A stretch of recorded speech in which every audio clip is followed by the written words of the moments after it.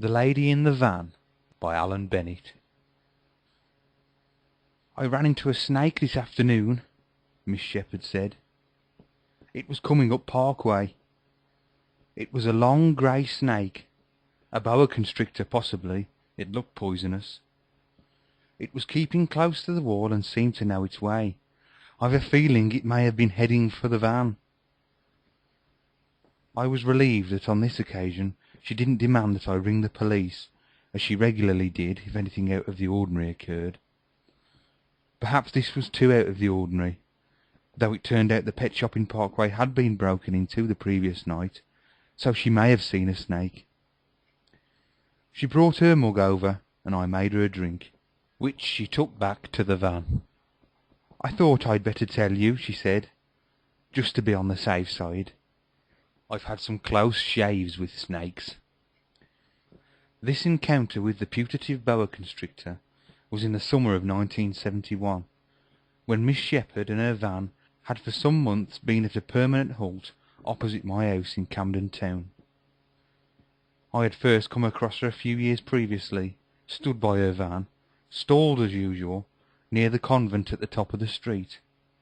The convent, which was to have a subsequent career as a Japanese school, was a gaunt reformatory-like building that housed a dwindling garrison of aged nuns, and was notable for a striking crucifix attached to the wall overlooking the traffic lights. There was something about the position of Christ, pressing himself against the grim pebble dash beneath the barred windows of the convent, that called up visions of the stalag and the searchlight, and which had caused us to dub him the Christ of Colditz. Miss Shepherd, not looking uncrucified herself, was standing by her vehicle in an attitude with which I was to become very familiar. Left arm extended with the palm flat against the side of the van, indicating ownership. The right arm summoning anyone who was fool enough to take notice of her. On this occasion, me. Nearly 6 foot, she was a commanding figure, and would have been more so had she not been kitted out in a greasy raincoat, orange skirt, Ben Hogan golfing cap, and carpet slippers. She would be going on 60 at this time. She must have prevailed on me to push the van as far as Albany Street, though I recall nothing of the exchange. What I do remember was being overtaken by 2 policemen in a panda car as I trundled the van across Gloucester Bridge. I thought that, as the van was certainly holding up the traffic, they might have lent a hand. They were wiser than I knew. The other feature of this first run-in with Miss Shepherd was her driving technique. Scarcely had I put my shoulder to the back of the van, an old Bedford, than a long arm was stretched elegantly out of the driver's window to indicate in textbook fashion that she, or rather I, was moving off. A few yards further on, as we were about to turn into Albany Street, the arm emerged again, twirling elaborately in the air to indicate that we were branching left, the movement done with such bonus grace that this section of the highway code might have been choreographed by Petipa with Ulanova at the wheel. Her "I am coming to a halt" was less poised, as she had plainly not expected me to give up pushing, and shouted angrily back that it was on the other end of Albany Street she wanted, a mile further on. But I had had enough by this time, and left her there, with no thanks for my trouble. Far from it.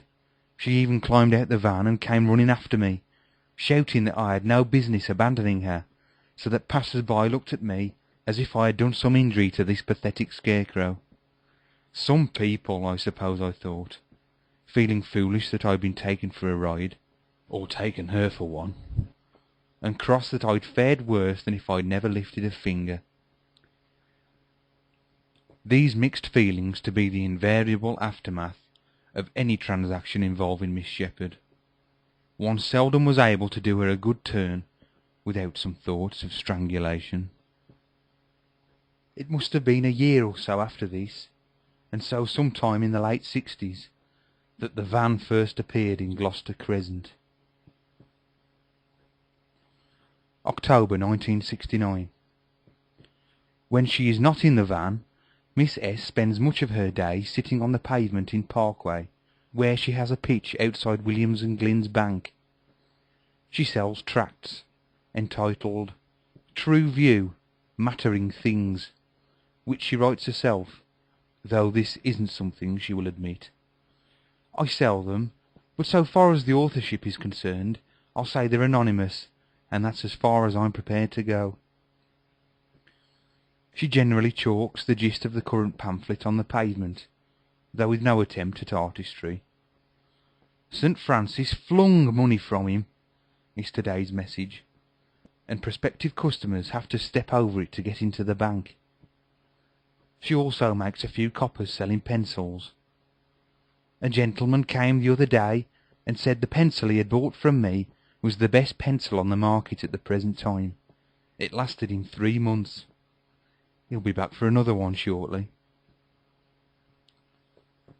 One of the more conventional neighbours stops me and says, "Tell me, is she a genuine eccentric?"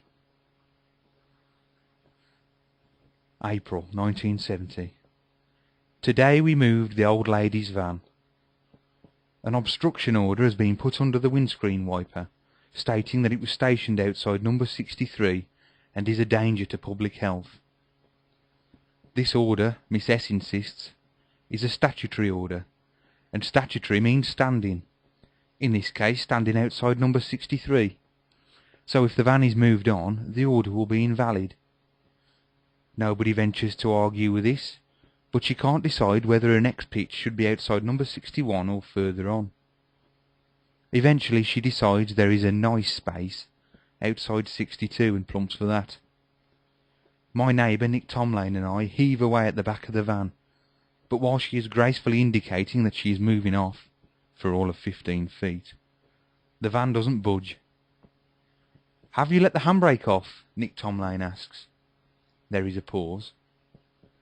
"I am just in the process of taking it off." As we are poised for the move, another Camden Town eccentric materialises. A tall, elderly figure in long overcoat and Homburg hat, with a distinguished grey moustache, and in his buttonhole a flag for the Primrose League. He takes off a grubby canary glove and leans a shaking hand against the rear of the van, and when we have moved it forward the few statutory feet, he puts on his glove again, saying, "If you should need me, I am just round the corner," i.e. Arlington House, the working men's hostel. I ask Miss S how long she has had the van. "Since 1965, she says, though don't spread that around. I got it to put my things in. I came down from St. Albans in it, and plan to go back there eventually. I'm just peddling water at the moment. I've always been in the transport line, chiefly delivery and chauffeuring. You know," she says mysteriously, "renovated army vehicles. And I've got good topography. I always have had. I knew Kensington in the blackout,